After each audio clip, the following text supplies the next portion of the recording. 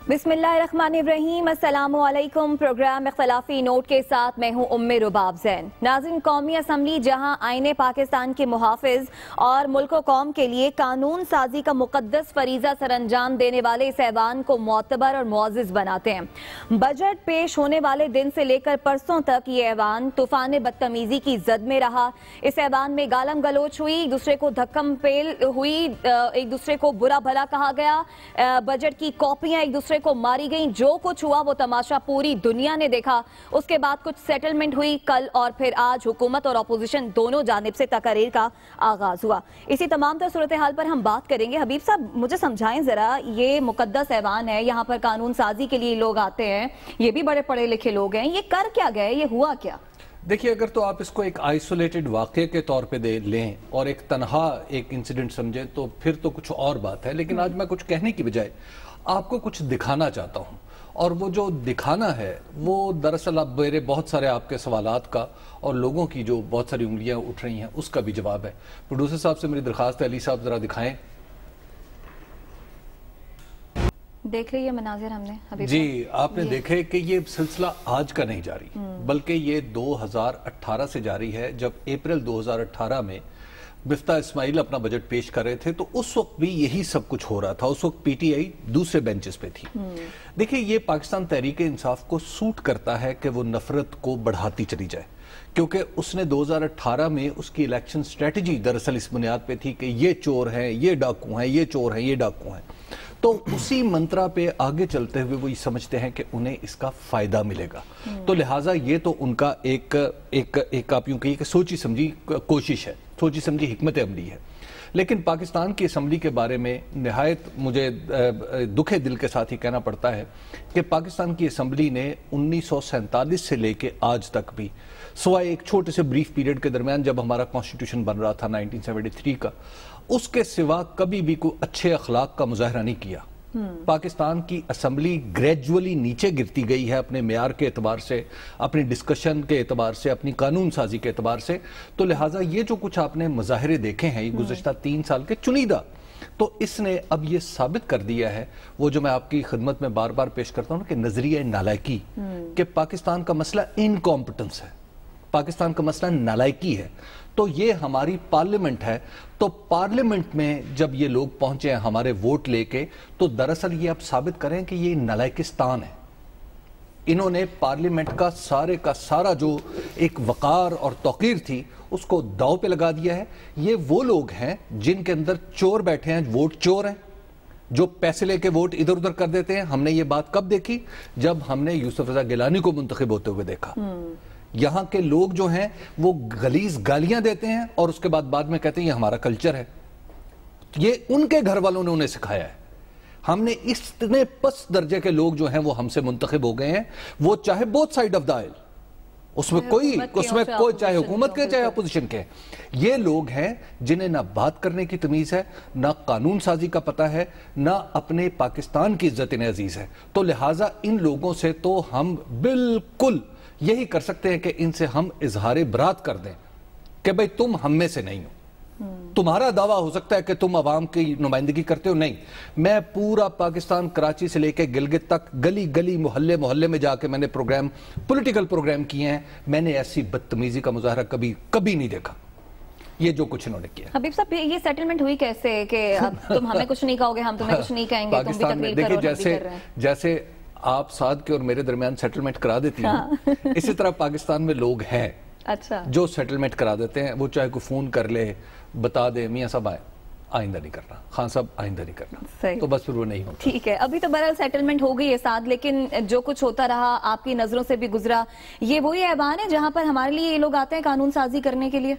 देखिए, सबसे पहली बात यह है कि मैं हबीब साहब की बेशतर बात से इत्तफाक करता हूं। सिर्फ मेरे ख्याल में इसकी तारीख 2018 में शुरू नहीं हुई थी। हबीब साहब ने 2018 की बात नहीं, सोशल मीडिया के ऊपर क्लिप्स चल रहे हैं जहां पे पीपल्स पार्टी जो है वो प्रेजेंट कर रही है बजट, और उस वक्त तो पीटीआई के तो 2 या 3 या 4 रुकन टोटल नेशनल असेंबली के अंदर मौजूद थे। तो नून लीग जो है वो क्या कर रही है, और नून लीग बजट पेश कर रही है, और पीपल्स पार्टी क्या कर रही है।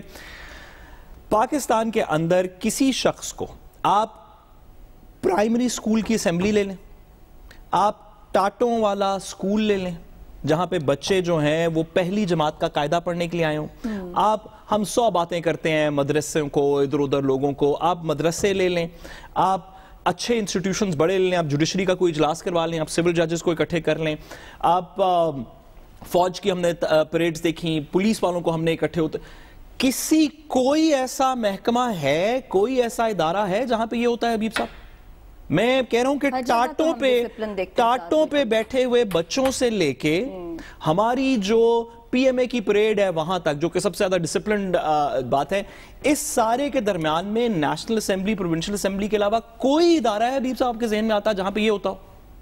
جب عدالت کے اندر دنگا فساد ہوا 1997 کے اندر, تو عدالت والوں نے نہیں کیا, ان لوگوں نے جا کے کیا. جب سڑکوں کے اوپر پاکستان کے اندر دنگا فساد ہوا, لاہور کی سڑکوں کے اوپر, مال روڈ کے اندر, تو عوام نے نکل کے نہیں کیا, عوام کے منتخب نمائندوں نے نکل کے کیا. کیا ہمارے پاس کوئی ایسا, دیکھیے ہم جمہوریت کو بڑا اہم سمجھتے ہیں, اس وجہ سے اہم سمجھتے ہیں کہ اس کے اندر ہر بندہ اپنی اظہار کر سکتا ہے اپنی رائے کا, کہ میں کس شخص کو منتخب کرنا چاہتا ہوں جو آگے جا کے میری آواز کی نمائندگی کرے گا. لیکن اگر یہ جمہوریت ہے, اگر واقعی وہ لوگ جن کا خیال ہے کہ پنجاب کے پنجابی, جو کہ جس میں بلے شاہ سے لے کے علامہ محمد اقبال سے لے کے فیض صاحب نے لکھا کہ اس زبان کا کلچر جو بلے شاہ کی زبان ہے, جو وارث شاہ کی زبان ہے, جن لوگوں کا خیال ہے کہ اس کا کلچر گالی دینا ہے, تو مہربانی کر کے وہ ہماری نمائندگی نہ کریں. گھر میں بیٹھ کے اپنے بچوں کو, بیوی کو, باپ کو, بیٹے کو جو مرضی کرتے رہیں, اپنے گھر میں یہ کلچر پروموٹ کرتے رہیں, لیکن مہربانی کر کے ہمارے بچوں کو یہ نہ بتائیں کہ جس زبان میں وارث شاہ لکھی گئی تھی اس زبان کا کلچر یہ ہے کہ آپ گالی گلوچ سے شروع کرتے ہیں. سوری, بات میں ایک گزارش اور کرتا چلوں. اس سسٹم کے اوپر بہت عرصے سے بات ہو رہی ہے, اس سسٹم کے اوپر بہت عرصے سے بات ہو رہی ہے کہ کیا یہ سسٹم چل پا رہا نہیں چل پا رہا. میری آپ کو اب سے پہلے بھی گزارش تھی کہ یہ سسٹم نہیں چل رہا. اس سسٹم کے اندر جو پرپز ہے جمہوریت کا, کہ میری نمائندگی, میرے رائٹس کی نمائندگی کرے گا میرے علاقے کا منتخب بندہ, وہ میرے بہاف پہ foreign policy, education policy, health policy کو بیان کرے گا اس ایوان کے اندر, یہ نہیں ہو رہا. جمہوریت کے نام کے اوپر ایک شام چل رہا ہے. جن لوگوں نے ان کو ووٹ دیے تھے, ان ممبران کو, کیا ان کی آواز انہوں نے اسمبلی کے اندر اٹھائی ہے؟ وہ جس انداز میں اٹھا رہے ہیں ساتھ, وہ تو ہم دیکھ ہی رہے ہیں نا. ان کی آواز نہیں ہے, ان کی اپنی یہ غلاظت ہو سکتی ہے. یہ لوگ اسمبلی میں پہنچ کر تو عوام کے ساتھ کر کے آ رہے ہیں, عوام کے ساتھ جو وعدے کر آتے ہیں, جو ووٹ لے کر آتے ہیں, پھر یہاں پر آ کر کس طرح کا مظاہرہ کیا جاتا ہے. بات کریں گے ہمارے ساتھ سابق اسپیکر قومی اسمبلی فہمیدہ مرزا ہمارے ساتھ موجود ہیں, وفاقی وزیر بھی ہیں, حکومتی اتحادی بھی ہیں. بہت شکریہ فہمیدہ مرزا صاحبہ آپ کے وقت کا. فہمیدہ مرزا صاحبہ, سب سے پہلے تو یہ بتائیے, اس ایوان میں جو کچھ ہوا, کیا ہم یہ کہیں کہ یہ اسپیکر کی کمزوری ہے, یا اس ایوان میں یہ جو لوگ موجود ہیں ان کی غلطی ہے, یہ لوگ ہی نالائق ہیں؟ جی, سب سے پہلے تو مجھے بہت زیادہ تکلیف ہوئی, اور میں یہ پری ایمپٹ کر رہی تھی. اور اگر آپ میری فلور پہ جتنی میری سپیچز ہوئی ہیں, خاص طور لاسٹ 1 ایئر سے اگر آپ دیکھ لیں, اور ابھی میں نے ریسنٹلی کی تھی جب پرائم منسٹر کا ووٹ آف کانفیڈنس تھا, تب بھی میں نے, اگر وہ اٹھا کے دیکھیں تو میں نے اس میں بھی اسی چیز کی نشاندہی کی کہ مجھے بڑی تکلیف ہو رہی ہے کہ جو فارمر پرائم منسٹرز ہیں دونوں پارٹیز سے, ان دونوں کو جب میں دیکھتی ہوں کہ جو ان کا برتاؤ اسپیکر صاحب کے ساتھ ہوتا ہے, ان کا برتاؤ جس طرح اوور آل, کیونکہ وہی انسٹیگیٹ کر رہے ہوتے ہیں اپنے جونیئر جو بھی پارلیمنٹیرینز آئے ہیں ان کو, اگر وہ جو 5 دفعہ 6 دفعہ 7 دفعہ ایوانوں میں آ چکے ہوں, ان کے بعد ان کے یہ رویے نہایت ایک. ڈاکٹر صاحب, یہ تو آپ کی اتحادی جماعت پی ٹی آئی نے بھی کیا کہ ہم اپوزیشن کو ٹف ٹائم دیں گے, یہ بھی تو فیصلہ ہوا نا. آخر اس میں سپیکر صاحب جو ہیں وہ بھی تو پھر پی ٹی آئی کے تو اس فیصلے کا حصہ بن گئے. آپ نے 18ویں ترمیم جیسا نازک کام کروا لیا ایوان میں, اب تو قانون سازی سادہ بھی نہیں ممکن ہو پا رہی. جی دیکھیں, میں نے تو کروایا کیونکہ میں نے سرٹن رول سیٹ کیے تھے, اور اس کے ساتھ پورا سپورٹ بھی تھا, لیکن ایک سرٹن چیزیں تھیں, میں سمجھتی ہوں وہی میں اسی بات پہ لا رہی تھی کہ اگر جب یہ پہلے ایک فارمر پرائم منسٹر نے جو اس طرح کی زبان استعمال کی تھی اسپیکر صاحب سے, اگر اس وقت اسپیکر صاحب نے اسی وقت اپنا ایک سٹینڈ لیا ہوتا, ایک اسٹیبلش کیا ہوتا, کوڈ آف کنڈکٹ کا کیا ہوتا. دیکھیں ہمارے رولز جو रूल 30 है वो बड़ा क्लियर है, वो कंडक्ट मेंबर्स के कंडक्ट के हवाले से बात करता है कि क्या तरीकेकार होना चाहिए। मैं ये कहती हूँ ये 22 करोड़ लोगों के नुमाइंदे हैं, कितने खुश नसीब हैं जो यहाँ तक पहुंचते हैं, और फिर 5वीं दफा 6ठी दफा आने के बाद अगर आप इस तरह के रवैये करेंगे और अवाम की बात नहीं करेंगे तो यकीनन निहायत एक अवाम को मायूसी, डॉक्टर साहिबा आपने डिस्कनेक्ट हो रहे हैं। आपने अभी बात की, बिल्कुल दुरुस्त निशानदेही की। सब सुनने वालों के लिए मैं थोड़ी सी उसकी वजाहत कर दूं कि जो आपने रूल 30 की बात की, ये नेशनल असेंबली के रूल्स ऑफ प्रोसीजर हैं जिनके तहत नेशनल असेंबली की तमाम कार्रवाई की जाती है। और रूल 30 जिसकी तरफ आपने इशारा दिया, ये कोड ऑफ कॉन्डक्ट है कि नेशनल असेंबली के मेंबरान असेंबली के अंदर क्या काम कर सकते हैं, क्या नहीं कर सकते, और बड़े स्ट्रिक्ट पैरामीटर्स हैं कि मोबाइल भी नहीं यूज कर सकते, अपनी सीट से नहीं उठेंगे, क्रॉस टॉक नहीं करेंगे, बदतमीजी नहीं करेंगे। मैम आप स्पीकर रही हैं, अगर कोई इसको वायलेट करे, और हमने देखा कि ऐवान के तमाम लोग इसको वायलेट कर रहे थे, इस रूल 30 के ऊपर कोई भी तकरीबन पूरा नहीं आ रहा था, तो क्या पावर्स हैं, क्या ऑप्शंस हैं, क्या करना चाहिए था स्पीकर नेशनल असेंबली को? देखिए, जब पहले तो ये होता था कि स्पीकर जो थे वो पार्लियामेंट से बाहर निकलवा देते थे, मेंबर को सस्पेंड कर देते थे। अब उसकी भी परमिशन पार्लियामेंट के हाथ में दे दी गई है, तो अब इसीलिए स्पीकर साहब बड़ा हेल्पलेस फील कर रहे हैं। और ये मेरे दौर में भी था, लेकिन मैं फिर भी एक्सरसाइज करती रही और ये स्टैब्लिश करती रही कि देखिए हर मेंबर जो है वो अपनी ताकत उस चेयर से हासिल करता है, इस ऐवान से हासिल करता है। अगर मैं ये कहती हूँ कि parliament is mother of all institution, तो उस इदारे का जो सदर है क्या वो इतना हेल्पलेस होना चाहिए कि कोई मेंबर उठ के कह दे कि मैं जी जूती उठाऊंगा या ये करूंगा? देखिए, मुझे तो रिपीट करना भी बुरा लग रहा है, मैं बात भी नहीं यूज करना। डॉक्टर साहिबा सॉरी कता कलामी की माजरत, अगर हम थोड़ा सा, हमने देखा कि ये हर 2 हफ्ते 4 हफ्ते महीने बाद एक इस तरह का इवेंट हो जाता है, कभी असेंबली के फ्लोर पे कभी कोई जूता मारने की बात करता है, कभी बजट की कॉपीज फाड़ रहा होता है। इसका सिस्टेमिक सॉल्यूशन क्या है, स्ट्रक्चरल सॉल्यूशन क्या है? हमें क्या करना पड़ेगा रूल्स ऑफ प्रोसीजर के अंदर? कल्चर को तो हम नहीं बदल सकते, जिन लोगों का कल्चर गालियां देना है वो शायद देते रहेंगे, लेकिन हम रूल्स ऑफ प्रोसीजर में कौन सी पावर्स बिल्ड इन करें कि ये आइंदा इस तरह के वाकयात ना हो सके? वो क्या सॉल्यूशन?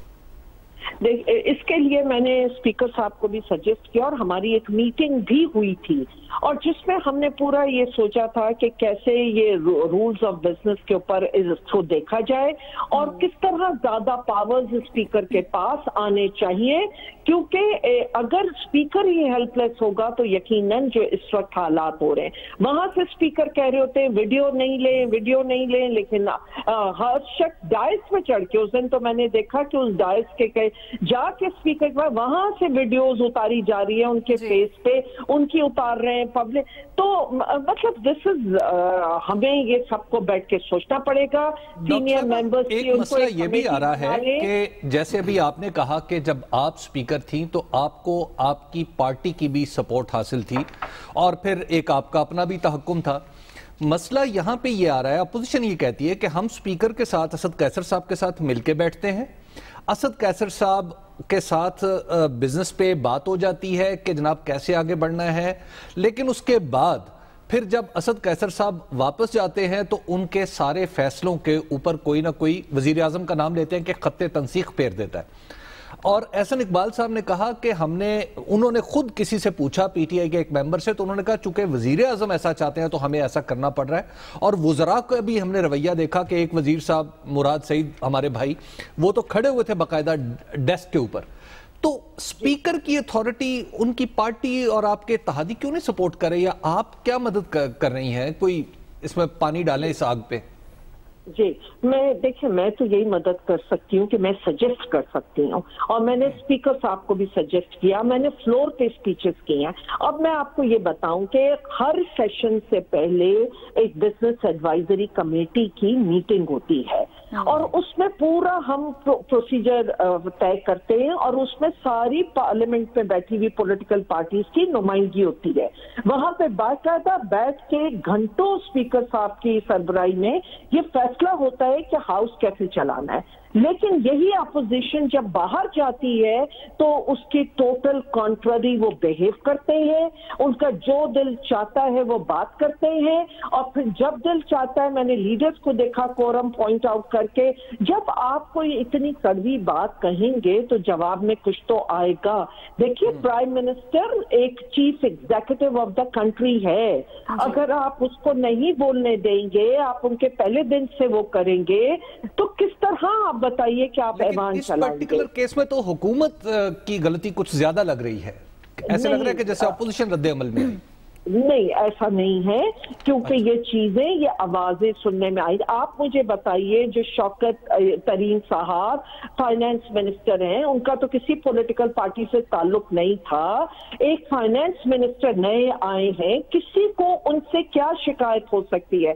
जब वो स्पीच दे रहे थे तो उस वक्त आपने शोर शराबा और आपने उस वक्त क्यों नारे नहीं सुने? हम जो अंदर बैठे थे, हमें बड़ा अफसोस हो रहा था, क्योंकि वो जिस तरह की बातें और नारे लग रहे थे उस वक्त, वो निहायत एक अफसोसनाक थे। और क्योंकि मैं ये उस वक्त कहती हूँ कि हुकूमत ने उस वक्त रिएक्ट नहीं किया, स्पीकर साहब को भी उस वक्त उनको ऊपर पूरा वो कहना चाहिए था वो सारी बातें, क्योंकि उनके पास माइक नहीं था तो वो एक्सपंज नहीं हो सकता, कुछ नहीं हो सकता, लेकिन उसकी भी वीडियोस बनी है, वो भी सब लोगों ने सुना। ये तो दूसरे दिन रिएक्शन में अगर हुकूमत का आया, क्योंकि अब दूसरे सीनियर मेंबर्स ने भी तकरीरें करनी थी, अगर यही जुबान वो करेंगे, आपने, मैं कहते रही, मुझे वो जुबान रिपीट करना भी बुरा लगता है, कुत्ते बिल्ली डोंकी पता नहीं क्या क्या अल्फाज वहां पे उस वक्त फाइनेंस मिनिस्टर का। देखिए फाइनेंस मिनिस्टर, आपको पता है कि एक नए आए हैं, कोई पॉलिटिकल पार्टी से ताल्लुक नहीं था, लेकिन अब उन्होंने पीटीआई करके, तो उनसे किसी को क्या शिकायत थी? आप बजट तो सुनते। और सबसे बड़ी बात इससे देख लीजिए कि मुखालफत बराए मुखालफत करना, अगर मैंने बजट स्पीच नहीं सुनी तो मुझे क्या पता कि मुझे किस चीज से। दुरुस्त फरमाया फहमीदा मिर्जा साहिबा, मुखालफत बराए मुखालफत का ही हमने जो है वो मंजर देखा है ऐवान में। बहुत शुक्रिया डॉक्टर फहमीदा मिर्जा साहिब हमारे साथ मौजूद थी। ब्रेक का वक्त है, ब्रेक से वापस आएंगे, मजीद बात करेंगे, हमारे साथ रहिएगा। वेलकम बैक नाज़रीन। इंतखाबी इस्लाहात को लेकर हुकूमत और अपोजिशन के दरमियान जो इख्तलाफात हैं वो बढ़ गए हैं। अपोजिशन चाहती है कि हुकूमत जो है वो तमाम बिल वापस ले, लेकिन हुकूमत ऐसा नहीं चाहती। इस हवाले से बाबा रबान क्या कह रहे हैं वो देखिए आप पहले। मैं क्लियर करना चाहता हूं कि जितनी भी लेजिस्लेशन हुई है 2 दिनों में, वो आइन के मुताबिक है और वो रूल्स के मुताबिक हाउस चला है।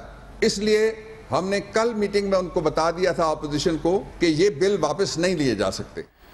तो हबीब साहब, बिल भी वापस नहीं लेने हुकूमत ने, और फिर मुज़ाकरात की दावत भी दे रहे हैं, कह रहे हैं एनआरओ के अलावा जो है ना वो हर मामले पर हम मिलकर बात कर सकते हैं। फिर कैसे बात होगी? देखिए, एक तो ये बात है कि लेने भी नहीं चाहिए वापस, और ना ही ऐसा तकाजा करना चाहिए। आपने पाकिस्तान की कौमी असम्बली की बहुत बेइज्जती कर ली है, अब इतनी बेइज्जती ना करें कि जनाब जो 4 कानून पास हो गए हैं उनको भी वापस ले लें। इसका मतलब है फिर तो आपकी असम्बली भी नाकाबिल एतमाद हो गई ना। तो लिहाजा ये तो एक ठीक मौक़िफ़ है कि जो कानून साजी चाहे शोर शराबे में पास हुई, दुनिया में भी ऐसा हो जाता है, लेकिन अब उसको बारल करना चाहिए, आगे चलना चाहिए। लेकिन इसमें जो अहम तरीन बिल है ना वो है इस्लाहात का इलेक्शन की, और उसमें भी अगर आप इलेक्शन की इस्लाहात का देखें तो उसमें 2 अहम तरीन चीजें हैं। अगरचे उसमें कुछ मामला जो है वो वोटर लिस्टों के मामले में भी बारे में भी है, लेकिन अहम तरीन बुनियादी चीजें 2 हैं। जौहरी तौर पर एक कि हमने मशीन इस्तेमाल करनी है, वोटिंग मशीन, जी वोटिंग मशीन, और दूसरा यह है कि बैरून मुल्क में जो पाकिस्तानी रह रहे हैं उनको हमने वोटिंग का हक देना है। देखिए, ये जो 2 मामले हैं ये ऐसे हैं कि जिनके ऊपर अगर ये नॉर्मल कोर्स में भी असम्बली में बिल पास हो जाए तो मैं समझता हूं कि ये एक ज्यादती है, ये एक बुरी बात है। उसकी वजह यह है कि ये मामला ऐसा है कि कॉन्स्टिट्यूशन के अंदर हमारे जो स्कीम है उसके अंदर जो हमारा इलेक्शन कमीशन ऑफ पाकिस्तान है वो इतना ही इंडिपेंडेंट है जितनी कि सुप्रीम कोर्ट ऑफ पाकिस्तान है। इलेक्शन के मामला जहां पे आएंगे आप उसको इलेक्शन कमीशन को ओवर रूल नहीं कर सकते, या आप मुखालिफिन को ये नहीं कह सकते विद वंस जो यानी वन स्ट्रोक ऑफ पेन के जनाब चूंकि हम अक्सरियत में हैं लिहाजा ये बिल पास नहीं होगा, ये बिल पास हो जाएगा। देखिए, ये इत्तफाक राय से होना चाहिए। बसूरते दीगर आप क्या चाह रहे हैं कि आइंदा इलेक्शन में कोई आपके यानी इलेक्शन के ऊपर कोई भरोसा न करे। दूसरी बात यह है कि आपको बहुत सारे काम करने, जैसे याद होगा आपको चंद दिन पहले हमारे प्रोग्राम में फवाद चौधरी साहब ये कह रहे थे कि हम पहले मशीनें देंगे छोटे छोटे प्रेस क्लब्स को, बार काउंसिल्स को, ताकि यहाँ पे ये चेक हों, सोसाइटी के फाल तबकात जो हैं वो इन्हें बताएं कि हाँ ये काबिल भरोसा है, और उसके बाद फिर 1-2 ज़िमनी इलेक्शन में इस्तेमाल हो। तो ये एक लंबा प्रोसेस होना चाहिए, इसके लिए कानून साजी की जरूरत नहीं। जहां तक दूसरा मामला है कि बाहर से बैठ के लोगों को वोट देना, देखिए मैं अगर चाहिए पॉपुलर राय के खिलाफ है, इसके बाद सोशल मीडिया पे आपकी क्लास भी लगती है, लेकिन मैं नहीं समझता कि ऐसा होना चाहिए। आपको नहीं लगता? पाकिस्तान के अंदर रहने वालों को ही वोट डालना चाहिए। पाकिस्तान से बाहर रहने वाले अगर तो उनके पास दोहरी शरीयत है या किसी दूसरे मुल्क की शरीयत ले रहे हैं तो वो उस मुल्क की सियासत में हिस्सा लें। देखिए दुनिया इसको कोई इनकरेज नहीं करती, जनरली इसको इनकरेज नहीं किया जाता। और दूसरी बात है कि फिर हमारे बहुत सारे भाई सऊदी अरब, दुबई और इस तरह के मुल्कों में बैठे हुए हैं, वहां पे हम अपने पॉलिटिकल मामलात को वहां पर ना लेके जाएं तो अच्छा है। मेरा ख्याल है कि ये बहुत नामुनासिब बात होगी, हमें ऐसा नहीं करना चाहिए। अच्छा साद, एक तो ये मामला के ओवरसीज पाकिस्तानियों को वोट का हक देना चाहिए नहीं देना चाहिए, फिर ये वोटिंग मशीन का मामला, आपको क्या लगता है? हुकूमत कहती है कि जी 2-2.5 साल से ये सारे मामला पड़े हैं, अपोजिशन जो है एक पेज पर आ नहीं रही। हुकूमत कितना संजीदा आपको नजर आई है इस सारे दौरानिये में अपोजिशन को एक मेज पर लाने के लिए? देखिए क्या किसी के बस में, मैं हबीब साहब के क्योंकि बहुत से दोस्त हैं अक्रॉस द आयल हर तरफ, क्या किसी के बस में ये है कि अपोजिशन को खैर खैरियत से ले आए और सब लोग एक तहजीब और तमद्दुन से बात करें और बात फैज साहब कोर्ट हो और क्या आपने कहा? दोनों जानिब हुकूमत में भी अपोजिशन में भी और अपोजिशन में भी मुअज़्ज़िज़ लोगों की जो भी आपने क्लिप सुनवाई, वो वाले मुअज़्ज़िज़ लोगों की बात कर रहे हैं। उसका जवाब है हाँ, पाकिस्तान में लोग ऐसे हैं जो एक टेबल पे नहीं, पाकिस्तान के अंदर बहुत थोड़ी देर पहले तक पाकिस्तान की कौम के, पाकिस्तान के ऐवान के अंदर पाब्लो नेरूदा पार्लियामेंट के अंदर पढ़ा जा रहा था, एतजाज साहब पढ़ रहे थे और चौधरी निसार साहब को सुना रहे थे। ना चौधरी निसार साहब आज पार्लियामेंट के अंदर मौजूद है, ना एतजाज साहब आज पार्लियामेंट के अंदर मौजूद हैं। अगर मैं और हबीब साहब बैठ के 342 नेशनल असेंबली के लोगों की लिस्ट, बाकी हर प्रोविंशियल असेंबली की लिस्ट और सेनेट की लिस्ट बनाएं तो हम 20 लोगों से ज्यादा नहीं हबीब साहब बता सकेंगे जो कि उस तरह की तकरीर या कर सकते हो या समझ सकते हो या उनके अंदर ये एबिलिटी हो। तो हमें ये नहीं कह देना चाहिए एक स्वीप के साथ कि बड़े मुअज़्ज़िज़ लोग ऐवानों में बैठे हुए हैं। चंद मुअज़्ज़िज़ लोग जरूर ऐवानों में बैठे हुए हैं, लेकिन बेशतर की हालत अभी हमने पिछले सेगमेंट के अंदर देख ली। अली गौहर अवान, मैं एक बात मतलब मुअज़्ज़िज़ लोगों की लिस्ट आपने बड़ी अच्छी बताई। इससे पिछली असेंबली में भी तलाल चौधरी साहब भी थे और दीगर इस तरह के लोग, तो मुअज़्ज़िज़ लोग तो जरूर हैं, लेकिन बेशतर लोग मेरा ख्याल है कि शायद अभी तक जेल में, लेकिन आजकल जेल। अच्छा, लेकिन सॉरी दूसरी बात, मैं हबीब साहब की जो ओवरसीज पाकिस्तानी वाली बात है इससे एग्री नहीं करता।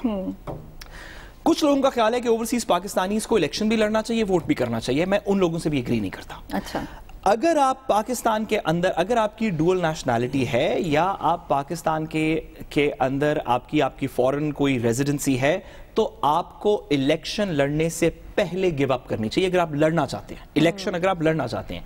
लेकिन क्या अगर कोई और शख्स लड़ रहा हो, अगर मैं ओवरसीज पाकिस्तानी हूं और मैं पाकिस्तान पैसे भी भेज रहा हूं और मेरी वालदा भी वहां रहती हैं और मेरे वालिद भी वहां रहते हैं और मेरे एक घर भी वहां पे है और शायद छोटी सी दुकान भी हो या 2 किले जमीन हो, तो क्या मैं ओवरसीज पाकिस्तानी जो अमेरिका में काम कर रहे हैं, सऊदी अरब में काम कर रहे हैं, क्या मेरा कोई स्टेक होना चाहिए पाकिस्तान की गवर्नेंस के अंदर? तो बात है कि मेरा एक स्टेक होना चाहिए पाकिस्तान की गवर्नेंस के अंदर। मेरे वोट से वो लोग मुंतखब होने चाहिए जो मेरे घर के गिरदो नवा के मसाइल को, गली को, नाले को, फॉरेन अफेयर्स को, करेंसी को, वालदैन की सेहत को, हेल्थ कार्ड को, दीगर चीजों को देखते हैं। तो ओवरसीज पाकिस्तानीज को वोटिंग राइट प्रॉपरली मिलना चाहिए। ये बात करनी कि वो वापस आए वोट करें, ये बात दुरुस्त नहीं। हाँ, अगर ओवरसीज पाकिस्तानी इलेक्शन कंटेस्ट करना चाहते हैं, खुद कैंडिडेट बनना चाहते हैं, तो फिर उनको कैंडिडेट बनने से पहले, जीतने के बाद नहीं, कैंडिडेट बनने से पहले they have to make a choice कि हमारी लॉयल्टी किस तरफ लाई करती है। हम सारे भी, मैं भी बाहर रहा हूं 10-1 साल, हबीब साहब आज चाहे तो कहीं बाहर चले जाए, हम सब लोग कहीं ना कहीं पे कुछ ना कुछ अपॉर्चुनिटी कर सकते हैं। पाकिस्तान के अंदर रह के पाकिस्तान के स्टेक्स को अंडरस्टैंड करना थोड़ा सा ज्यादा आसान है, लेकिन राइट टू वोट जो है वो हर शख्स का होना चाहिए जिसका लिंक पाकिस्तान के साथ कनेक्टेड है। अच्छा, मेरा सवाल फिर दोबारा आप दोनों से वही है हबीब साहब। शहबाज शरीफ ने भी खत लिखा है चीफ इलेक्शन कमिश्नर को और ये कहा है कि जनाब हुकूमत जो है वो इलेक्शन को मुतनाज़ बनाने चाहती है।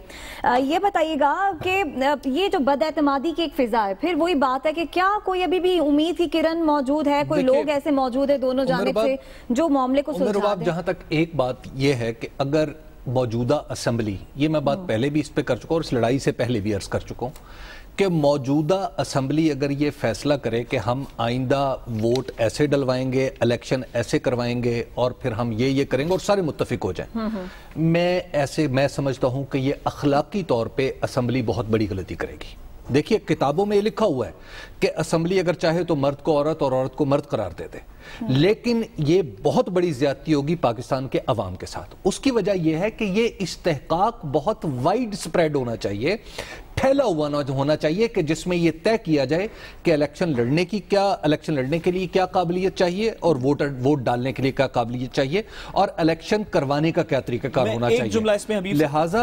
لہٰذا یہ بات انتہائی غلط ہے کہ کوئی ایک جماعت کرنے کی کوشش کرے.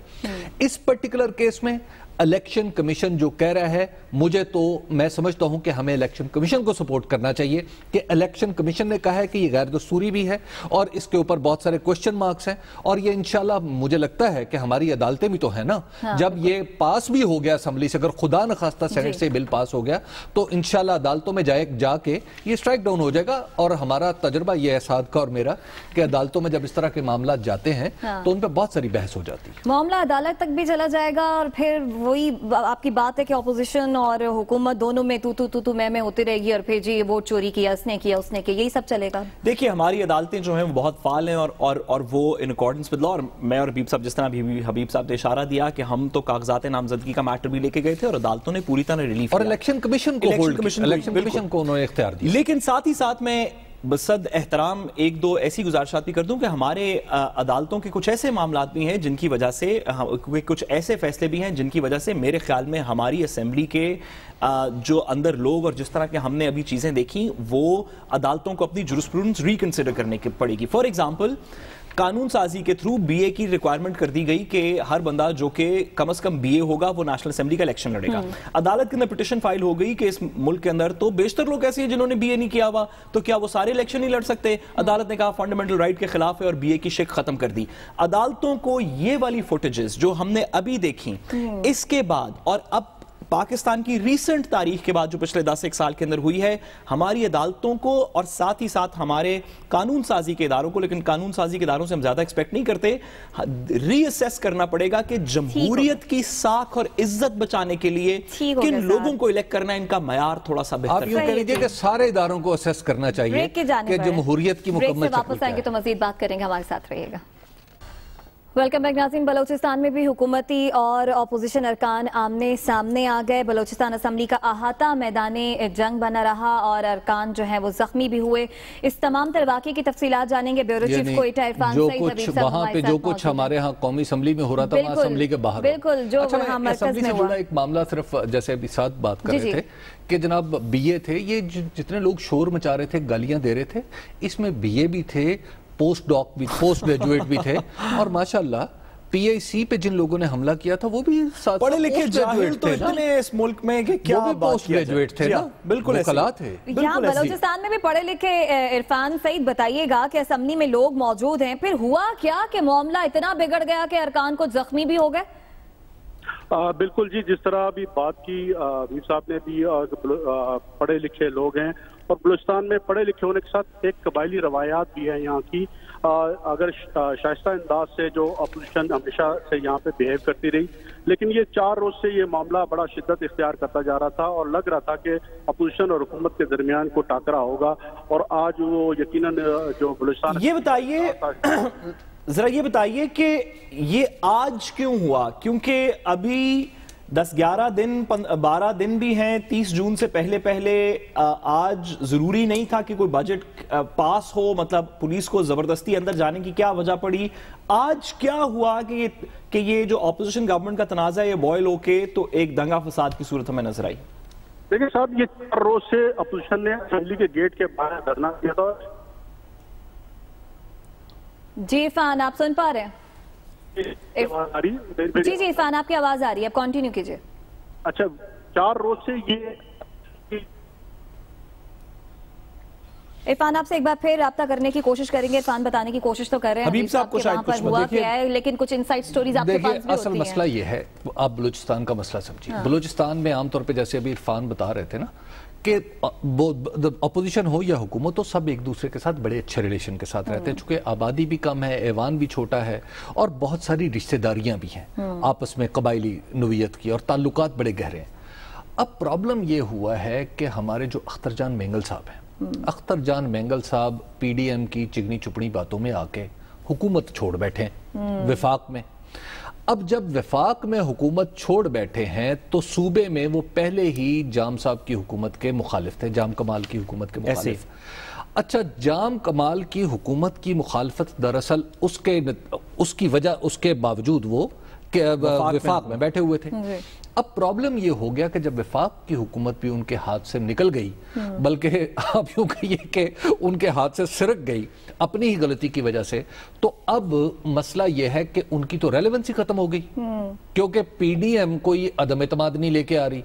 एक डिप्टी स्पीकर के खिलाफ किया था और थोड़ा सा वापस ले लिया फौरन ही। हबीब साहब तो जी वो भी कुछ नहीं कर पा रहे, बात भी मुकम्मल कर लें, इरफान भी साथ चलिए, हमारे। तो वो भी कुछ नहीं कर पा रहे, वहां पर भी कुछ नहीं हुआ और सूबे में भी बस नहीं चल रहा। तो लिहाजा वो जो फ्रस्ट्रेशन है वो सारी की सारी अब इसी सूरत में निकल रही है। क्यों ये बताइएगा इरफान कि इस वक्त जो सूरत हाल है, आपको बलोचिस्तान में दोनों तरफ से बड़े गहरे और आपके खुद बड़े अच्छे ताल्लुकात है दोनों के साथ, कोई दरमियानी सूरत निकल सकती है सुलह सफाई की या झगड़ा रहेगा?